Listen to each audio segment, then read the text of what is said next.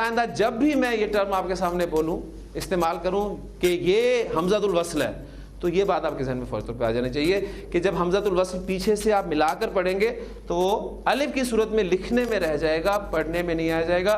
لہذا والشمس وضحاها والقمر، القمر اور پیچھے واو سے ملا کے پڑھا والقمر، والسماء والارض. تو الف لام کا حمزہ حمزۃ الوصل ہے. الحمدللہ یہ بات بھی اب کلیئر ہوگی. اگلی بات، الف لام کی جو حیثیت ہے عربی زبان میں، یہ آپ کا جو انگریزی کا آرٹیکل ہے دی، یہ اس کے مترادف ہے.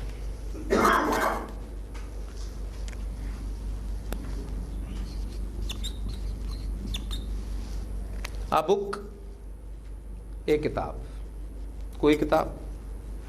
جب آپ اس کو معرفہ بناتے ہیں دا بک، ٹھیک ہے، یعنی الف لام جو ہے عربی زبان میں یہ انگریزی کا آرٹیکل دی کے مترادف ہے. اور جس طرح انگریزی زبان میں دی دو معنی میں استعمال ہوتا ہے خاص طور پر، ایک تو اس سے کوئی خاص اسم کو مراد لیا جاتا ہے، مثلا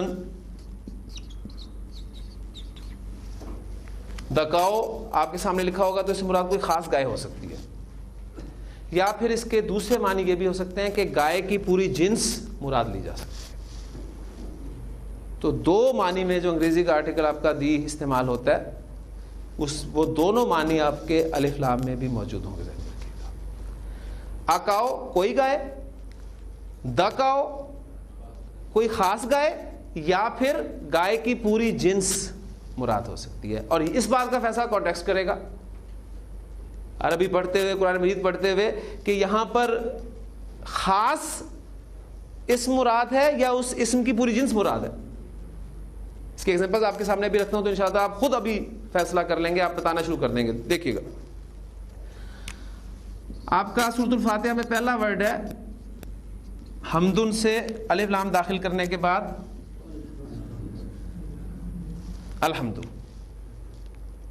پہلی بات تو یہ کہ معرفہ ہو گیا. اب مجھے بتائیں کہ اس سے الحمد سے مراد کوئی خاص تعریف ہے؟ ترجمہ کیا لکھا ہوا آپ کو ملتا ہے؟ تمام تعریفیں اللہ کے لیے. تو یہاں پر اس ال سے مراد جنس کا الف لام ہوگا، جسے ہم کہیں گے کہ تمام تعریفیں اللہ کے لیے. وہ تمام کا مفہوم کیا، کون سا لفظ پیدا کر رہا ہے؟ اس ال. حالانکہ تمام کے لیے کوئی لفظ نہیں ہے اس میں، تمام تعریفیں اللہ کے لیے. اسی طرح آپ کا ایک لفظ ہے انسان، اس پر آپ الف لام داخل کریں، ہاں جی کیا بن جائے گا؟ یہ الانسانو. الانسانو کی حالت نصب کیا ہوگی؟ الانسانہ. حالت جر کیا ہوگی؟ الانسانی. ٹھیک. والعصر، اب حمزۃ الوصل ہے، پیچھے آ رہا ہے لفظ انا، ما قبل ملا کر پڑھ رہے ہیں، تو الانسان میں الف لام کا جو حمزۃ الوصل ہے وہ لکھنے میں رہے گا، پڑھنے میں نہیں آئے گا کیونکہ حمزۃ الوصل ہے. تو آپ کا بن گیا ان الانسان. اس طرح پڑھتے ہیں نا، والعصر ان الانسان. اب وہاں الانسان سے مراد کوئی خاص انسان ہے؟ ترجمہ یہ تو نہیں کرتے نا کہ زمانہ گواہ ہے کہ کوئی خاص انسان کی بات ہو رہی ہے کہ وہ خسارے میں ہے. ترجمہ کیا کرتے ہیں؟ تمام انسان خسارے میں. اسی طرح کسی جگہ پر آپ دیکھیں گے کہ الانسان جو ہے وہ استعمال ہوگا کسی خاص شخصیت کے بارے میں، جس طرح یحسب الانسان ان یترک سدی. سورۃ القیامہ میں الفاظ ہیں یحسب الانسان، کیا انسان گمان کرتا ہے کہ اسے یوں چھوڑ دیا جائے گا؟ اب وہاں خاص انسان مراد ہے جو آخرت کا انکار کرتا ہے. تو یہ بالکل وہی چیز ہے جیسے آپ انگریزی میں کرتے ہیں there was a king, a king کے ساتھ اپنے شروع کی سٹوری اینڈ اب اس کنگ کا آپ دوبارہ استعمال کرنا چاہتے ہیں تو آ کنگ کے ساتھ نہیں کریں گے بلکہ کیا کریں گے؟ The king. There was a king, the king had 2 sons. Urdu میں اب دیکھیں ہم کیا کرتے ہیں, اس کے لیے ہم نکرہ جب استعمال کرتے ہیں تو عام طور پر ایک یا کوئی کا لفظ استعمال کرتے ہیں. ایک بادشاہ تھا یا کوئی بادشاہ تھا. اب جب دوبارہ اس بادشاہ کو ذکر کرنا چاہتے ہیں تو ایک یا کوئی لفظ استعمال نہیں کرتے بلکہ یہ کہتے ہیں کہ بادشاہ کے 2 بیٹے تھے. اب وہ ایک اور کوئی ہم نے ہٹا دیا. اس کی ایگزامپل دیتا ہوں میں آپ کو, آپ بالکل اس کو انڈرسٹینڈ کریں گے انشاءاللہ تعالیٰ. دیکھیں عربی زبان میں ایک ورڈ استعمال ہوتا ہے ذراتن. ذرا اردو میں بھی ہم استعمال کرتے ہیں, بالکل ذرا ترجمہ کرنے کی کیا ضرورت ہے. ذرہ, اس ذراتن کی اعرابی حالت آپ کو پتا ہے کون سی ہے؟ رفع. اس کی جنس آپ کو پتا چل گئی ہے کون سی ہے؟ مؤنث گولتا نظر آ رہی ہے. اس کا عدد آپ کو پتا ہے کون سا ہے؟ مثنیٰ ہے نہیں ہے, کیونکہ مثنیٰ آپ نے آنی اور عینی کی ساؤنڈ سے پہچاننا ہے. سالم یہ ہو نہیں سکتا, اونا اینا کے ساتھ آتا ہے. تو ذرا اردو میں بھی آپ استعمال کرتے ہیں, اس لیے اس کے عدد کے بارے میں بھی آپ کو پتا ہے. اب رہ گیا اس کا نکرہ اور معرفہ ہونا. یہ کسی خاص چیز کا نام ہے, اس میں علم تو نہیں ہے, نہ اشارہ ہے, نہ ضمیر ہے, نہ موصول ہے, نہ اس پر الف لام داخل ہوا ہوا, تو یہ نکرہ ہے. ذراتن کی باقی 2 حالتیں بھی آپ لکھ سکتے ہیں, ذراتن اور حالت جر ذراتن. اب دیکھیں قرآن مجید میں الفاظ آتے ہیں کہ فَمَن يَعْمَلْ مِثْقَالَ ذَرَّةٍ. اب جب تک آپ اس کا نکرہ کے ساتھ ترجمہ نہیں کریں گے وہ قرآن مجید کا اثر آپ پہ قائم نہیں ہوگا. پھر وہ فرق کیا پڑتا ہے دیکھیں, فَمَن يَعْمَلْ مِثْقَالَ ذَرَّةٍ, پس جو کوئی ایک ذرے کے ہم وزن بھی. اب ذرا پہلے کتنی حقیر چیز ہے, اب اسے اب نکرہ کے ساتھ ترجمہ کریں, اس میں سے بھی ایک ذرہ. فَمَن يَعْمَلْ مِثْقَالَ ذَرَّةٍ خَيْرًا يَرَهُ, ایک ذرے کے ہم وزن بھی وہ کوئی نیکی کرے گا وہ اسے دیکھ لے گا. وَمَن يَعْمَلْ مِثْقَالَ ذَرَّةٍ شَرًّا يَرَهُ, اور جو ایک ذرے کے ہم وزن بھی کوئی برائی کرے گا وہ اسے دیکھ لے گا. امام ابو حنیفہ رحمہ اللہ جب یہ آیات پڑھ رہے تھے تو ساری رات سو نہیں سکے.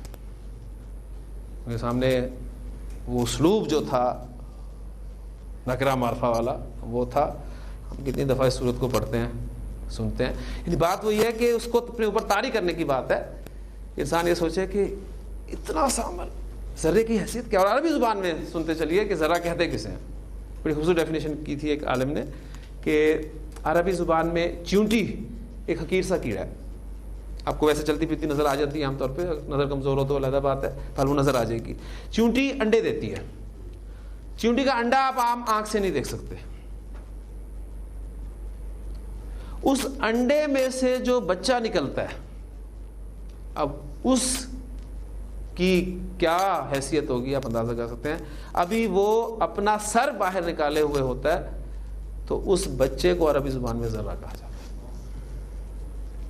جس سے آپ اندازہ کریں کہ قرآن مجید کے اولین مخاطب ذہن میں رکھیے گا کہ عرب تھے. ان کو ان کی مشاہدات, ان کے جو آبزرویشن میں ان کی چیزیں تھیں, ان کے حوالے سے قرآن مجید نے اپنی بات سمجھانے کی کوشش کی ہے. اس میں بہت ساری ایگزامپلز آپ کو قرآن مجید پڑھتے ہوئے اور بھی ملیں گی انشاءاللہ تعالیٰ.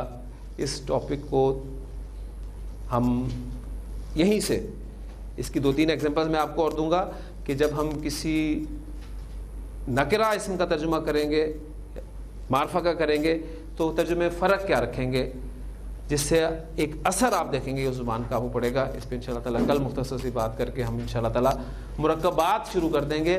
اب ہم بڑھتے جا رہے ہیں آہستہ آہستہ, ہم مفرد سے مرکب کی طرف جائیں گے. ابھی ہم نے سنگل ورڈ کو اسٹڈی کیا, اسم کے حوالے سے 4 باتیں ہمیں معلوم ہوگی. اب ہم 2 الفاظ کو جوڑیں گے, مرکبات بنائیں گے.